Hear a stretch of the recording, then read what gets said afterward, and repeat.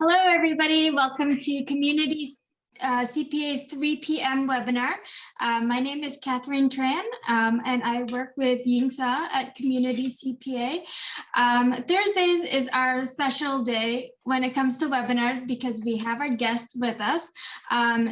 Because the Restaurant Revitalization Fund is such a hot topic right now, the SBA has graciously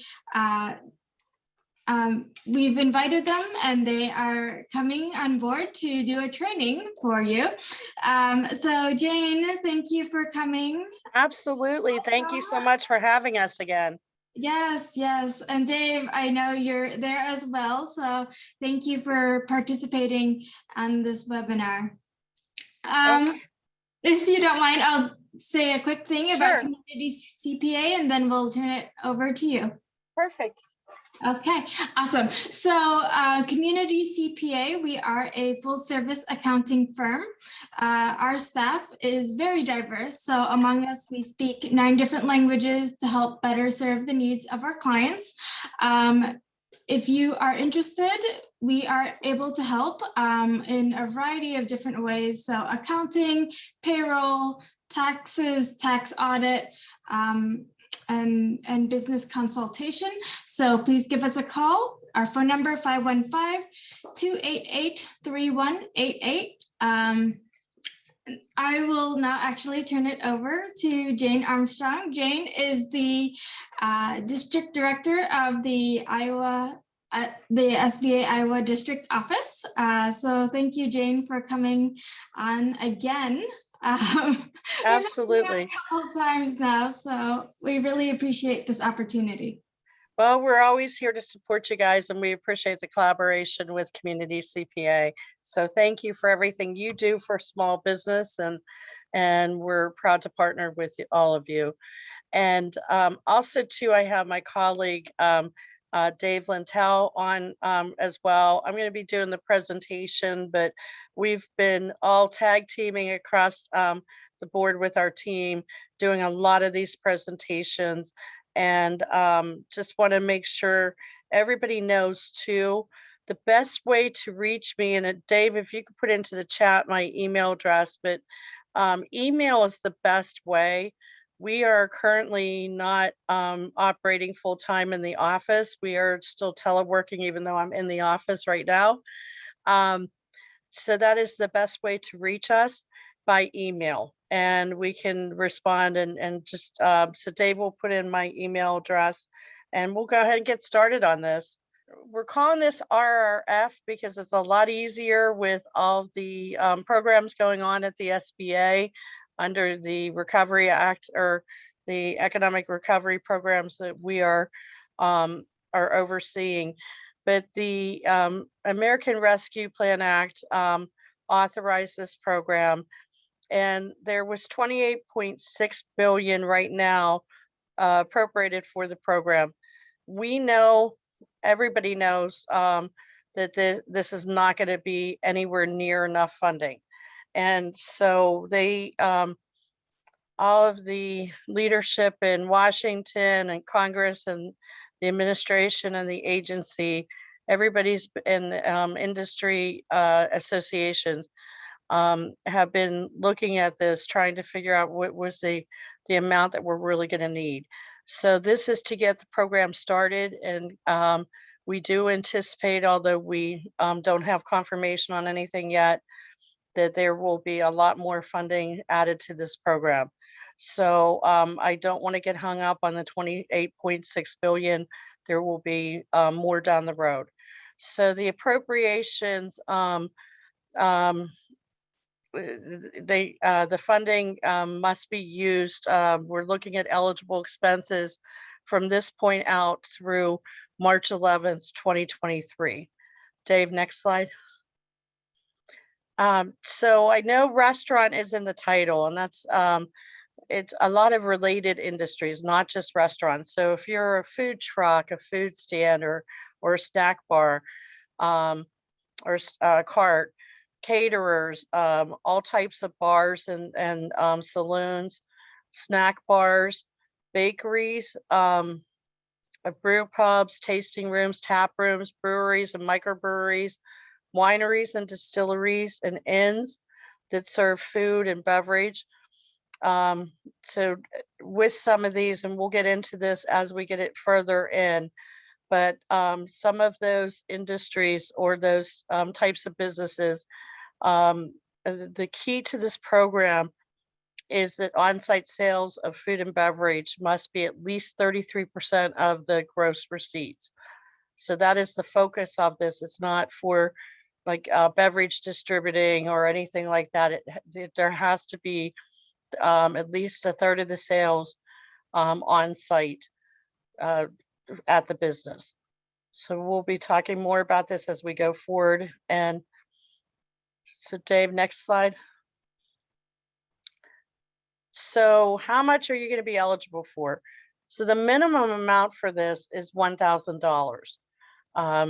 And some of the smaller businesses, maybe food trucks, and some different things that they might need smaller amounts of grants than maybe restaurants with multiple locations. But the SBA is providing funding up to $5 million per location, and with a maximum of 10 million for the applications for any that include any affiliated businesses as well.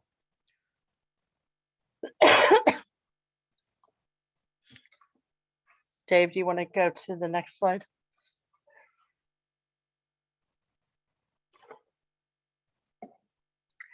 So this is something that for federal grants, typically you would have to go in and get registered through sam.gov and get a DUNS number.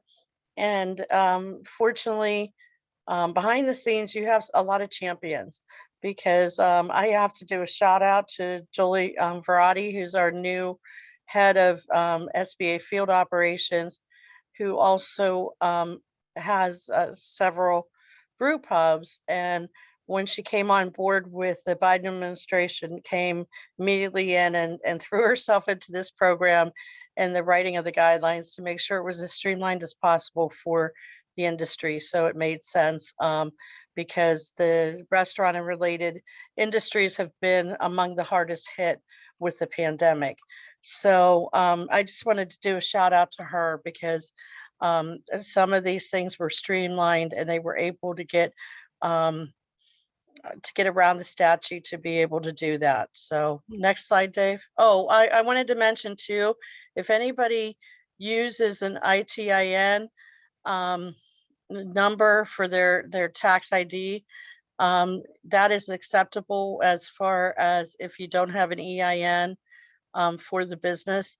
Or social security number. EINs are also acceptable, but it must be valid and not expired. Dave, next slide. So who is ineligible? If the business is actually operated by state or local government, that would not be eligible. And we're also looking at that this is all about small businesses. So the key calculation is no more than 20 locations. And not only for the business itself that it's in the restaurant industry, but any other industries as well.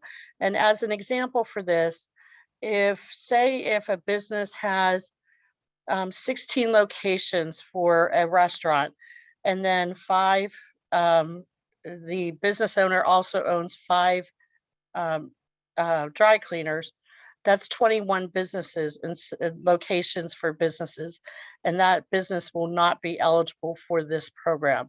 The focus is on business owners with less than 20 locations. So also too, right now, this week we launched the Shuttered Venue Operator Grant Program, and there is some overlap between the industries, and you can't have it. It's either or. You can't have both grant programs. So if a business applied for the Shuttered Venue Operator Grant and gets funded under that program, you're not going to be eligible to get a Restaurant Revitalization Fund grant as well. Can't be a publicly traded company, You cannot be permanently closed. Now, that does not, obviously, a lot of restaurants and food and beverage related industries were temporarily shut down during the pandemic. That does not apply to you. It's just for businesses that totally closed their business and are no longer operating would not be eligible. You can't be a nonprofit. It has to be a small business. And you're not eligible if it's if the calculation is less than $1,000 for the grant. Dave, next slide. So this is a wide range of the types of organizations that are eligible.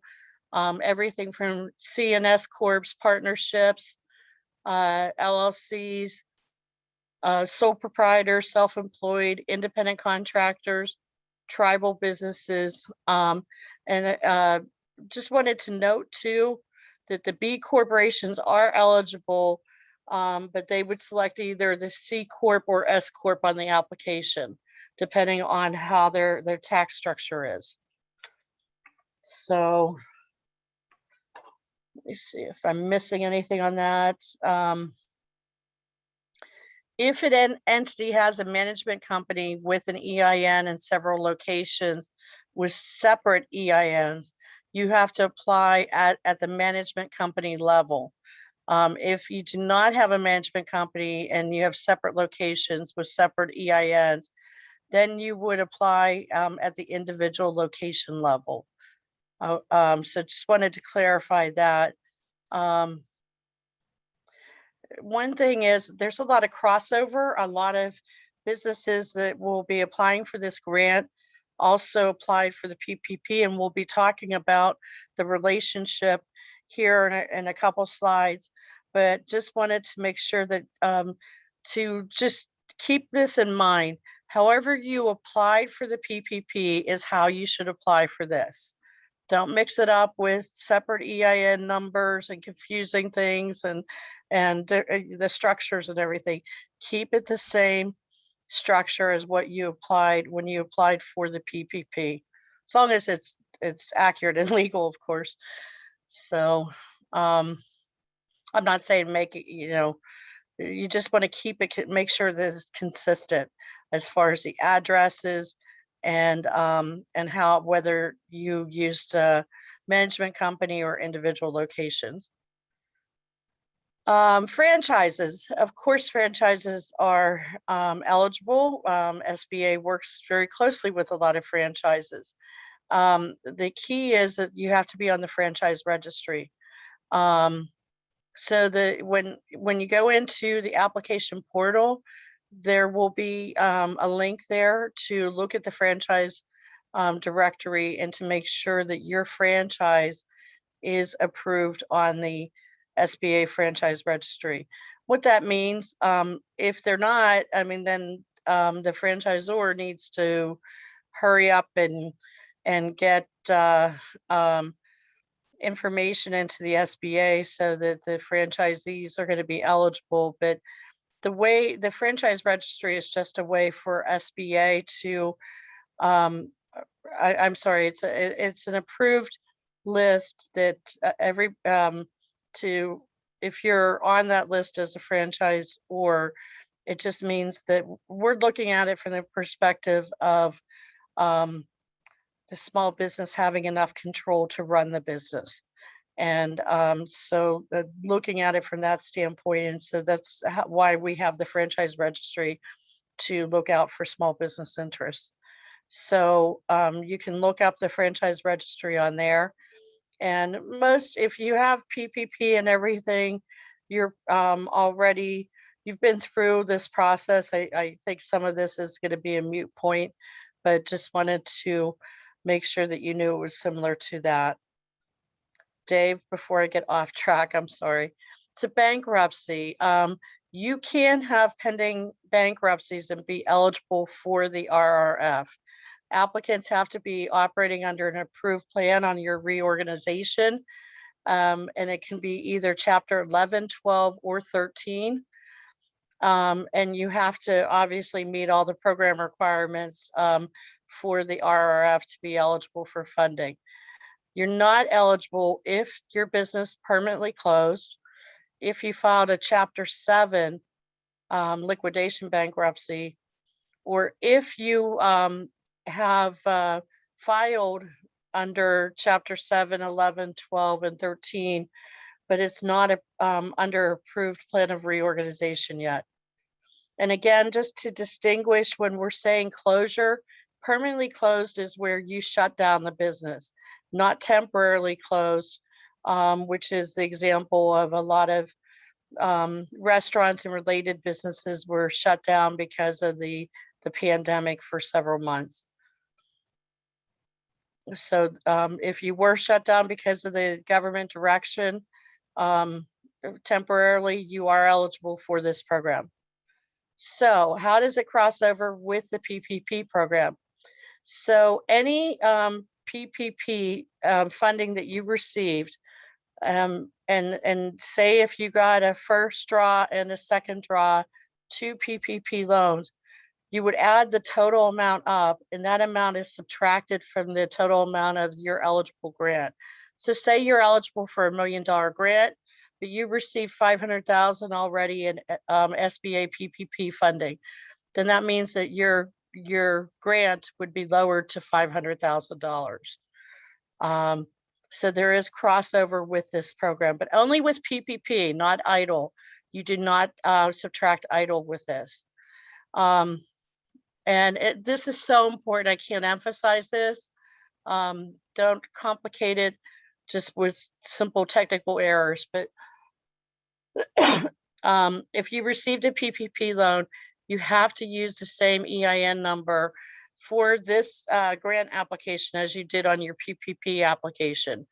And say if you got first draw and second draw, and you had multiple locations, and subsequently you had different EINs for other locations under the second draw, you have to identify all of those EIN numbers when you're applying, when you're taking out or subtracting it from this grant. So that is so important that all EIN numbers are identified from the PPP. Also too, we're on our last legs with PPP program. It ends at the end of May. We don't know, or whenever the funding runs out, which is likely to be before the end of May. So if a lot of businesses had, some might still be out there looking for either a first or second draw PPP. If that's the case, make sure that it's processed before you go in and apply for this RRF grant. You can't have a pending PPP loan and apply for this grant. So you want to make sure that that gets processed and finalized. If not, then you're going to need to ask your lender to withdraw your PPP application in favor of this grant. Dave, next slide.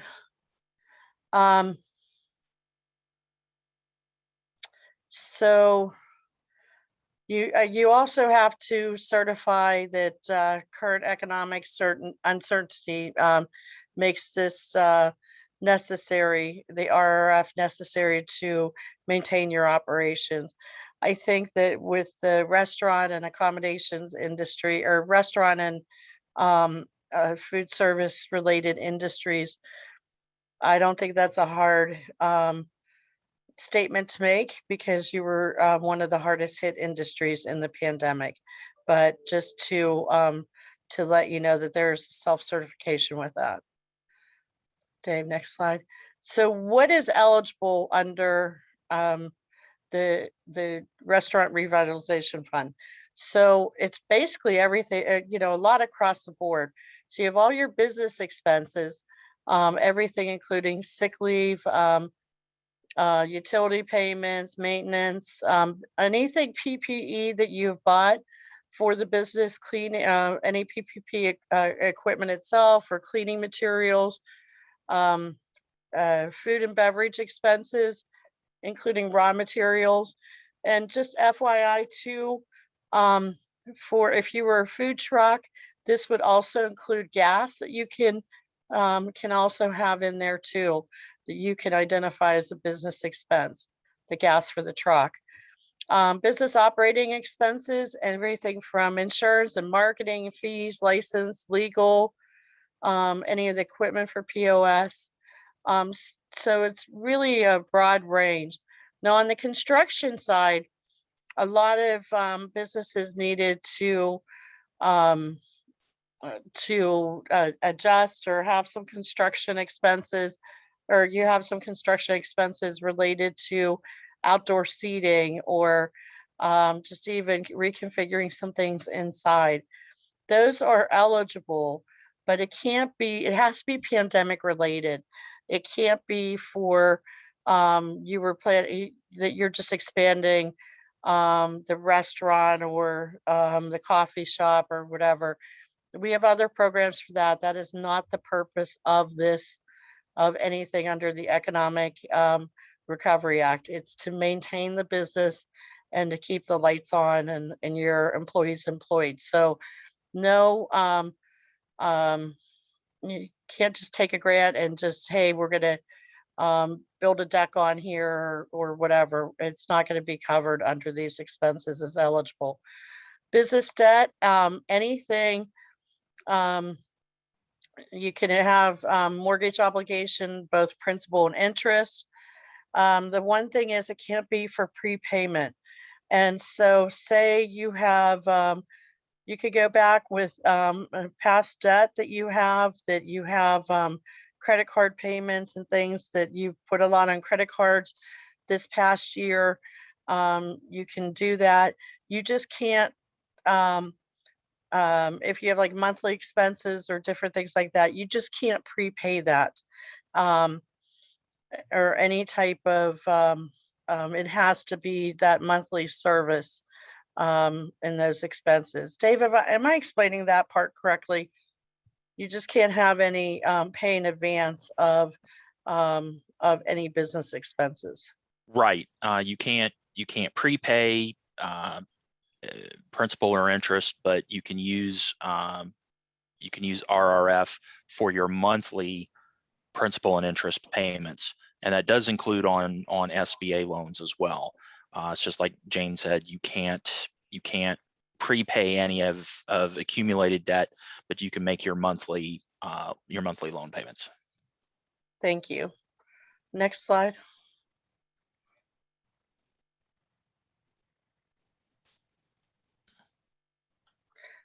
And I think, I don't know if there's a slide in here, but that can also be paying your PPE loans if it did not get forgiven, or your idle loans, existing SBA loans or anything like that as well. But you just can't be paying in advance, just the monthly obligations. So when do I have to use the funds? This is another thing that just got extended. Really looking at this as they were putting the program together and having some people at the table that were from the industry. So they extended it. It was originally for, you could spend it out through 2022, and they did add another year onto there. So this is for any expenses incurred between February 15th, 2020 and March 11th, 2023. If you permanently close after you receive these funds, the covered period for your grant would be the date that you closed it, or on March 11th, 2023, whichever is sooner.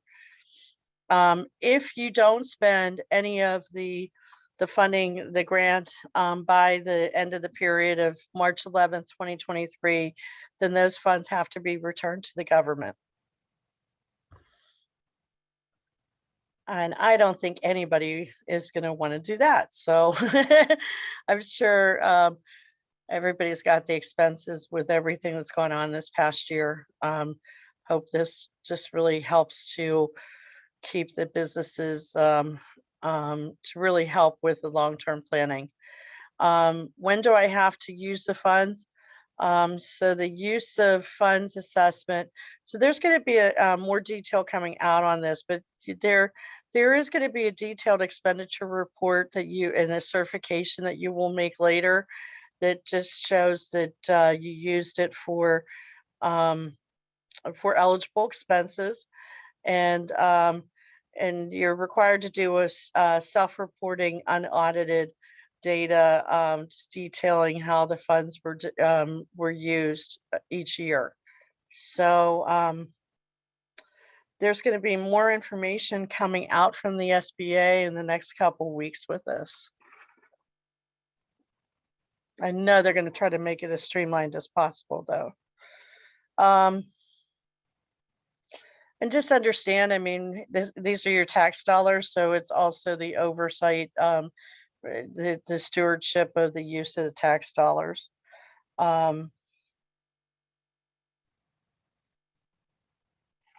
So we're going to go through 3 different calculations, and they just came out with a 4th option today that is not on the presentation.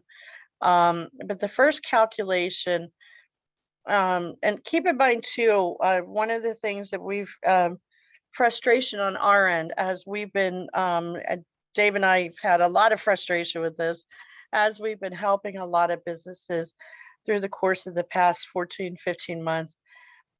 We had a number of businesses that just fell into donut holes with all these dates. And our hands were tied on when some of this, when these dates for these programs counted, and we had so many that just kind of fell into the gaps there, and that we weren't able to help with PPP and EIDL.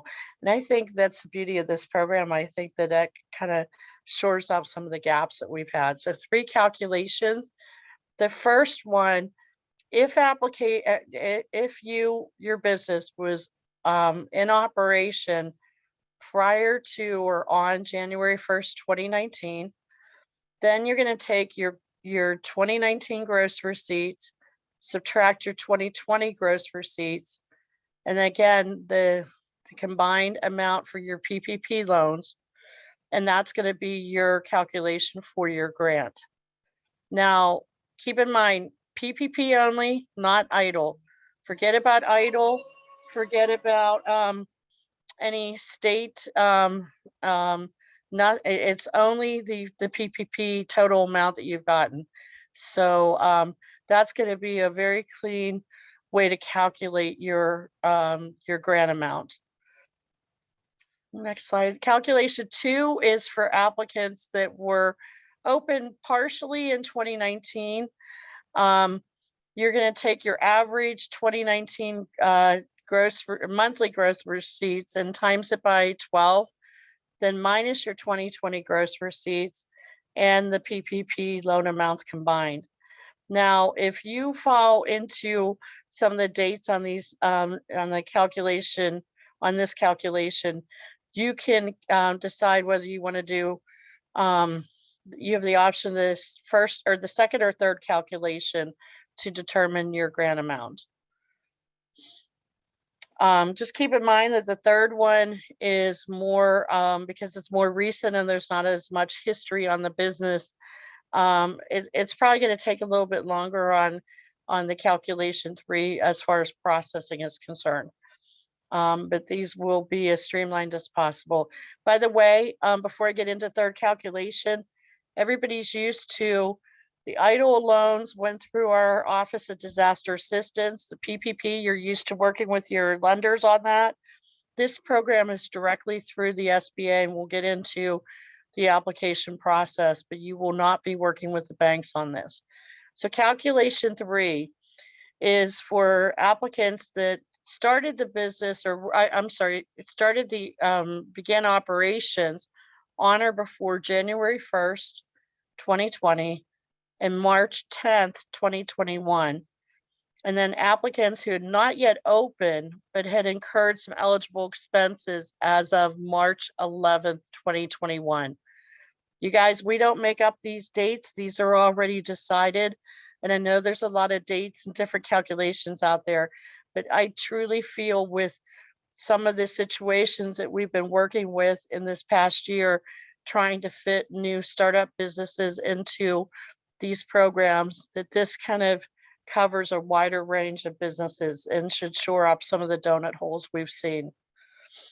Donut hole is almost like the word pivot at the SBA. We've had a lot of donut holes. So total amount, your calculation is gonna be the total amount spent on your eligible expenses between February 15th, 2020 and March 11th, 2021. And then you're gonna subtract all three, the 2020 and 2021 gross receipts. And you're also gonna subtract the PPP loan amounts total together. So,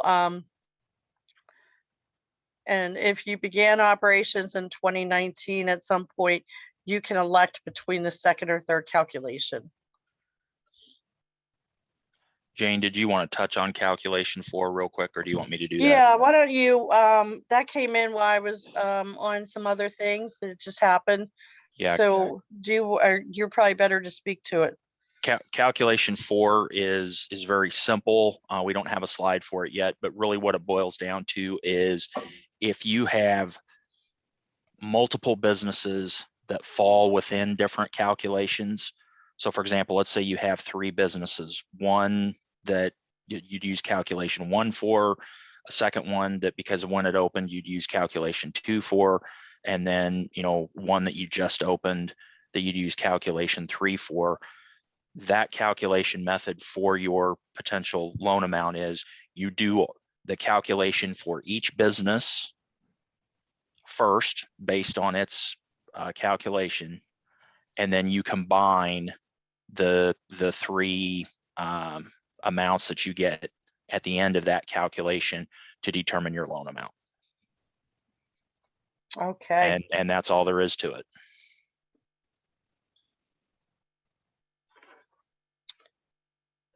So, as far as your gross receipts, you do not want to include any of these. Your PPP amounts, first draw and second draw, those do not go into your gross receipts or don't get factored in. SBA Section 1112 payments, anything related to the EIDL program, whether it's the EIDL loan itself, EIDL advance, the targeted EIDL advance, or any other grant funds received under the CARES Act, any state and local grants, and a lot of businesses got assistance, for example, from IEDA and all their wonderful grant programs that they put out last year. You would not calculate that into your gross receipts. And then the Randolph-Shepard Act financial relief and restoration payments appropriation, if you received anything under that, you do not add that in to your gross receipts. So no SBA loan, no state grant, nothing that you do. There's going to be 3 ways that you're going to apply for this. Directly through the SBA platform at restaurants.sba.gov. So when you're thinking about this and everything for the program is up on the website, program guide, sample application, everything you would need to know is at sba.gov/restaurants. And then when you go to apply, the platform is the restaurants reverse. So it's restaurants.sba.gov.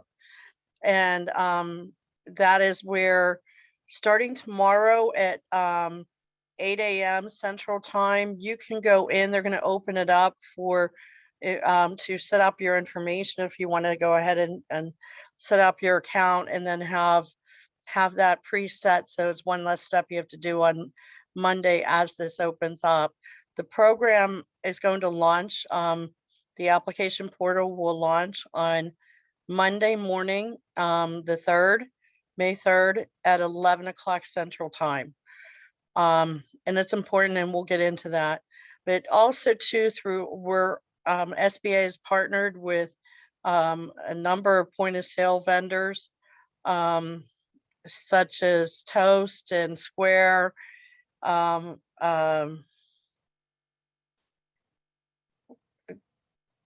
Dave, help me out. What was the other?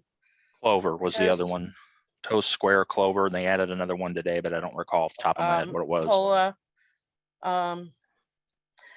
Anyhow, they're all up on the website because everybody should be looking at SBA.gov/restaurants anyhow.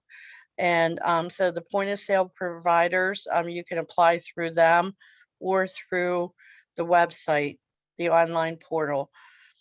And one other option, if somebody does not have access to the internet, they will be taking some phone applications.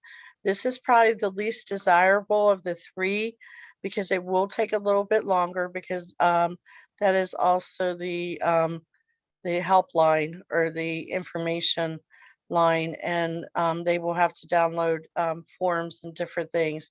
So that option is available if somebody needs a little more assistance or is in a location that doesn't have strong internet or no internet, then we can take it through the phone as well.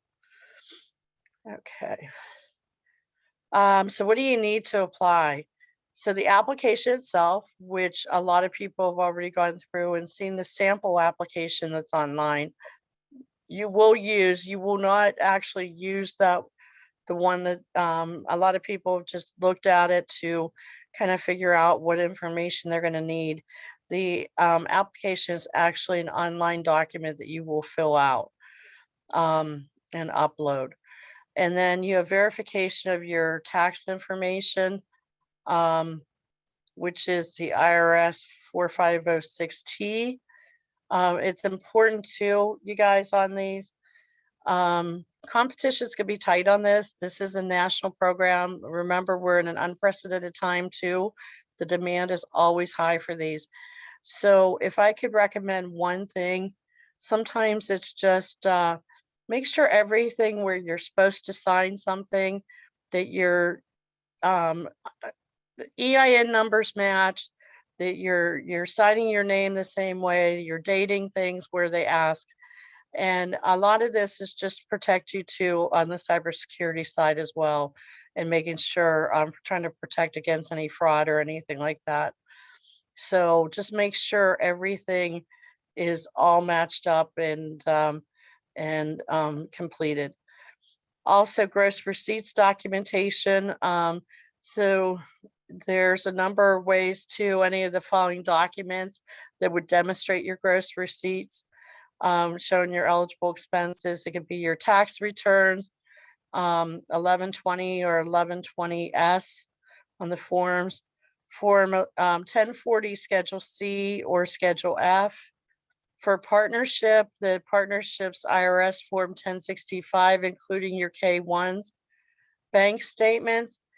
And Dave, we confirmed too, they want to see the most recent 3 months of bank statements, correct?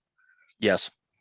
And the reason for that too, just to explain that, is they want to make sure too that the business is still operating, that they're not giving a grant out to somebody that doesn't deserve it when there are so many needy businesses out there right now. So that's just protect you and your interests as well. Externally or internally prepared financial statements could be income statements or your profit and loss statements and point of sale reports, and it can include your including your IRS Form 1099 K. So if you were calculation 1 and 2 that we went through before, you would need you're required to have your application, your tax verification form, the 2019 gross receipts and 3 months of bank statements. And then when you're looking at your 2020 gross receipts, you need at least one. And so the preferred is going to be federal tax returns filed or your point of sale report.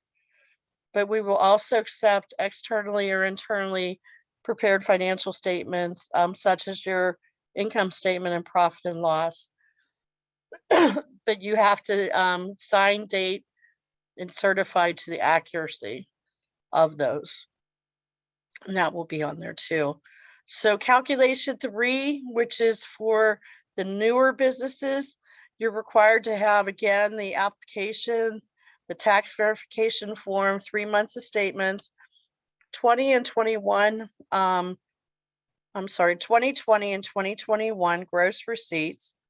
And the preferred method would be the tax returns, 20 and 21 POS reports. Eligible documentation, you need at least one here. As preferred would be a CPA comfort letter, which is the fastest way for SBA to review it. If an applicant submits expense related to any of the following, your payroll documents, your outdoor seating expenditures. So if, for example, if you had construction that we had talked about before on your outside patio or something to be able to add more seating in relationship when related to the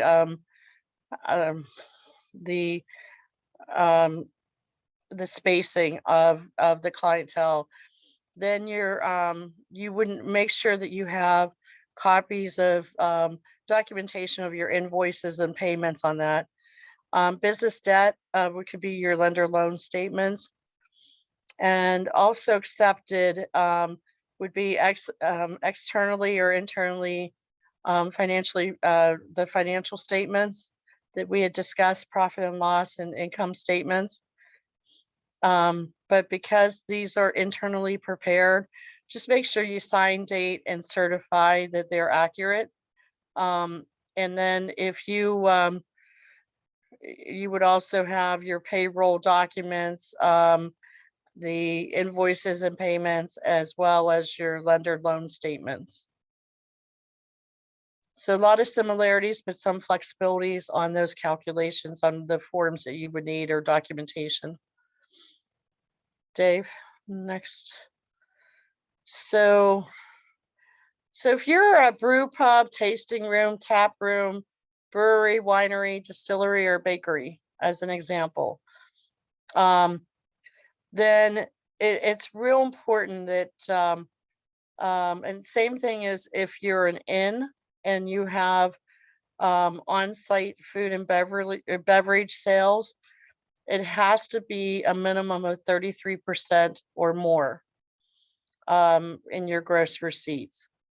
So going back to 2019, and for businesses that opened on 2020,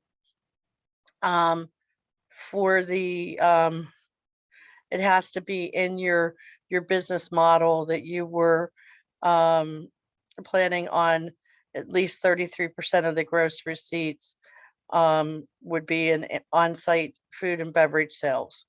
So that 33% calculates is a very important calculation for some of the related businesses. So when you think about a tap room or a brew pub, you're also selling the wine. I mean, this isn't for just like somebody could still distribute, but it has to be where the on-site food and beverage sales have to be more than 33%. Dave, anything you want to add on that, since that part's real important? Nope, I think you've covered it. Okay, next slide. So there's 3 ways or some ways to get assistance. So the important thing is the hotline, the 1-844 number. You're going to see that a lot. It is fully staffed, and so we want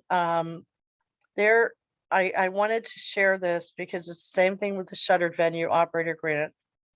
A lot of times we're not going to be able to answer specific eligibility questions. Not that we don't want to at the SBA, but we legally can't because it's technically a federal grant and we aren't allowed to do that. So that's why the program guidelines are so important and why these trainings are so important. We can steer you over to the section of the program guidelines that kind of gives you that information. The other resources to get answers to your questions are on this hotline, but also too, the SBA resource partners are critical. We have 15 small business development centers, 4 SCORE chapters, a women's business center, and a veterans business outreach center. Some will be a little bit more knowledgeable about the program details than others, but they are all available, have very strong expertise in the financials and putting your financial statements together and helping you. You should be working with them no matter what, with the terrific resources that they have throughout the life of the business. But they will also be able to field questions and go back and provide direct assistance on questions as well that we can't as federal employees, if that makes sense. Also, too, we have 17 different languages that a lot of the materials are in. The website is also in Spanish, but we also have marketing materials and different information in 17 different languages, and in some cases up to 31 languages, I believe, Dave, right? But there's there's 17 primary languages across that they have been working with. So if any applicant needs some help, we want to make sure everybody has access to this, and we'll make sure it gets we can get the assistance to you. So best practices, make sure before this launches on Monday that you get a chance to go in there and look at everything at sba.gov/restaurants. Look at all the documentation that you're going to be required to add. And then also look at the application. Leverage your resources. Some businesses work with CPAs and bookkeepers and other professionals. And, make sure that they, if they're assisting you, that they have everything they need as well. Application corrections. If you need to make corrections, you're going to have to go back through the center hotline. SBA will not be able to make those application corrections for you once you submit it. And again, just a reminder, if you haven't applied for PPP and you're anticipating that you will, need to make sure that that is done before you apply, that it's approved and finalized before you apply for the RRF, or it's going to cancel or make you not eligible for this grant program. The PPP, if you have something pending right now, just check and double check on what the status is. Contact your lender and see if it's going to be processed in time. Otherwise, they might want to withdraw it. So there's going to be a pilot period. First 21, first there was a pilot period that we already went through where they were testing the platform and they were randomly picking some businesses that were received PPP funding, and just to make sure that everything worked and smoothly, so that when it went out to the masses, that everything was streamlined for you. First 21 days, there's going to be a priority processing period. And we're going to get into the details of this for businesses owned by women, veterans, and socially and economically disadvantaged businesses. And then it will open up to all eligible applications will be processed after the priority processing period. So Dave, next slide. So what are the priority groups? So we already mentioned it has to be a 51% ownership. Women, veteran-owned, socially and economically disadvantaged, you would self-certify, but we will look at cumulative. So say there's 3 business owners and there's 2, or say you have 4 business owners, 2 are veterans, 1 is minority-owned business or women-owned business, you're going to be over that 51% cumulatively, so you would qualify for the priority processing period. So next slide. So we use the definition that is used in federal contracting. So under socially economically disadvantaged, it's presumed with Black and Hispanic Native Americans, AAPI, and subcontinent Asian Americans as well. Economically disadvantaged are socially and economically or socially disadvantaged individuals whose ability to compete has been impaired due to diminished capital or credit opportunities as compared to others in the same business area.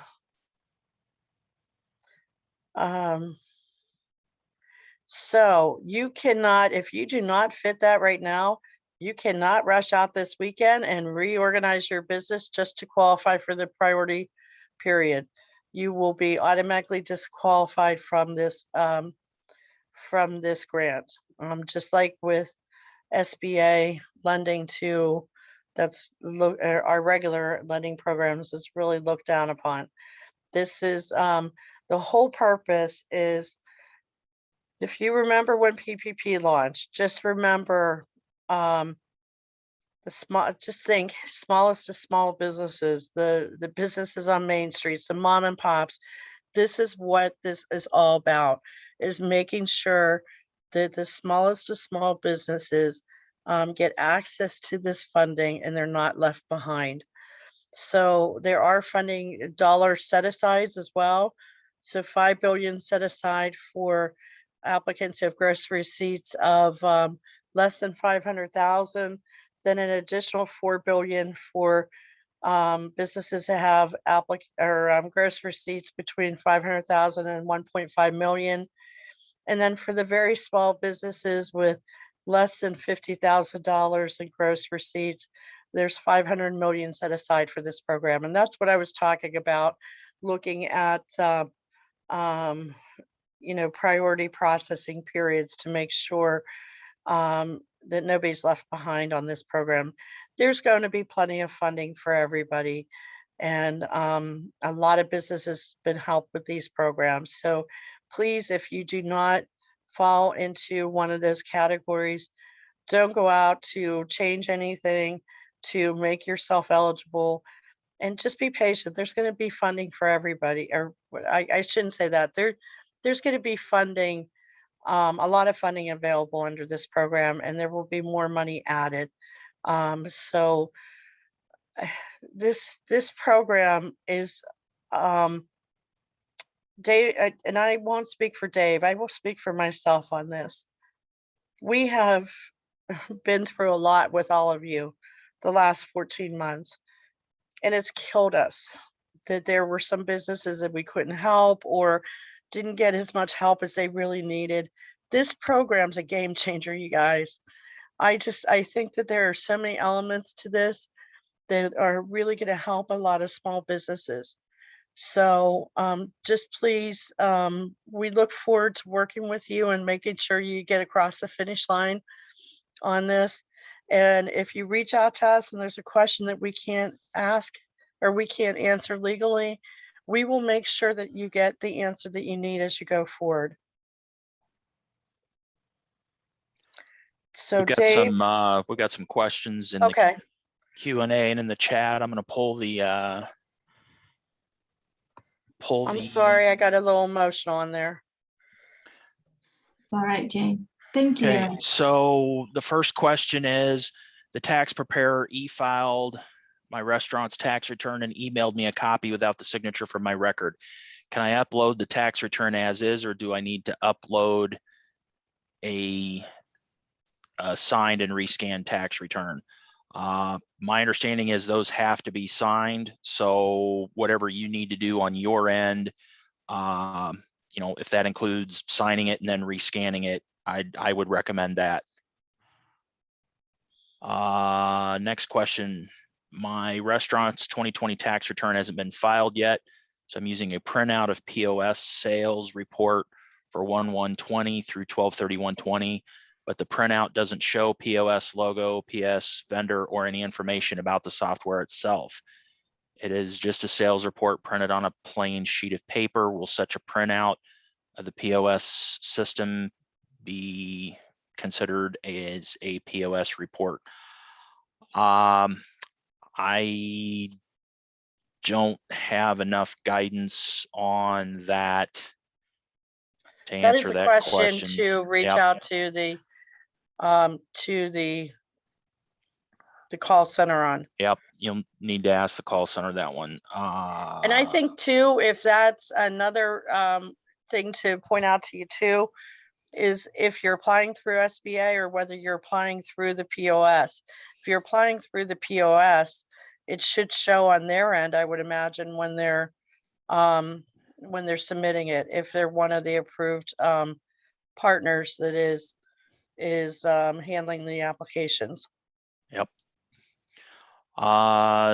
Next question. I am an owner with very limited English proficiency, and my accountant is helping me complete the application. If at the step to provide bank account info, the accountant just enters the bank info instead of using electronic verification that needs my online banking username and password, we heard that there might be a delay in the approval process since a person at the SBA needs to verify the bank account info based on the bank statements and other documents. How long would this delay be estimated to be? They talked about this on a call that we had just before this call. They didn't want to give a time frame. All they said was that if you use the new process where you give the online username and password, it will be faster, but they didn't put a time frame on it. So we're not really going to be able to give you an estimate on the difference in the delay. Sorry. Question, will we have access to slides after the presentation as well? Jayne, you want to answer that one? Yeah, I can, Catherine, if it's okay, if I could just, I'll resend the presentation to you, and if they want to just reach out, we have a small enough group. Do you mind just sending it out to them? Yeah, of course. Thank you. Yes, we can do that. So I'll put my email in the chat box for people if they want to reach out to me directly too. Perfect. Next question. My company had a contract to design and build a restaurant in 2020. The work was delayed for a year because of the pandemic. Can the restaurant owner use the funding to cover the contract? The answer on that is no. The only construction that is allowed, an allowable use of proceeds under RRF, is outdoor seating. There's some allowances for maintenance, which may involve some construction, but it's got to be maintenance related construction. But in this particular case, paying for the construction of a new restaurant would not be eligible. We do have other SBA programs that could be helpful too. And we still have the Sba Debt Relief under that. We're for new SBA loans. Typically, it's you're getting 3 months of payments from the SBA for those, for the new loans. So that does help with cash flow if you were looking at it, if the lender decided to do it as an SBA guaranteed loan, but not for the purposes under the Recovery Act. It's all about pandemic related expenses, not expansions and all of that. Next question. For the gross receipt calculation, you mentioned that state grants should not be included in that. Is that for all states or just Iowa grants? That's grants from any state, regardless of what state that you're in. How do I submit documents if using the phone line for the application? So what they will do is, this is our understanding, they will walk you through the application online over the phone, but they will fill out the application materials, and then they will send you the documents that you need to sign, as well as a list of the other documents that you need to provide. Those will need to be signed and notarized and then returned to SBA. So that is why the process will be somewhat delayed if you go over the phone versus any of the online options. So those are the questions out of the chat. Let me pull up the Q&A. Are the funds a loan to pay back, or are they a grant? They're a grant so long as you use them for the eligible purposes that Jayne discussed. Yeah, so it's different from PPP. PPP was a loan designed to be a forgivable grant. As long as they were used for the eligible expenses, they converted into a grant. This is a straight grant, and then any funds that aren't used have to be returned to the government. If you have a PPP, but you can qualify for this fund, do you wait until you get the funds before canceling the PPP loan?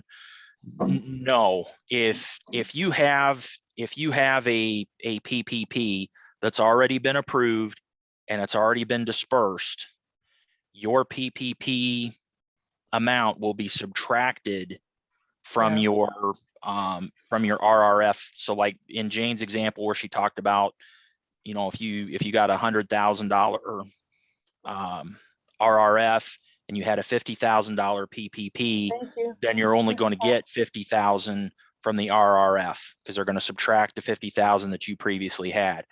If you have not yet applied for a PPP and you're thinking about it, but you also know you're going to apply for RRF, don't apply. If you have a PPP that has been submitted to your bank and they have not yet gotten a loan approval on that, and on Monday you're going to apply for RRF, you want to reach out to your bank and have them withdraw that PPP loan application. Those are all the questions that were in the question box at this time. So again, you got the 844 number for the call center.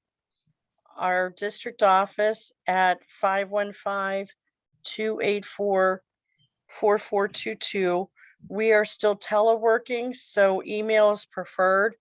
And if you are in Eastern Iowa, you need to contact the district office in Des Moines.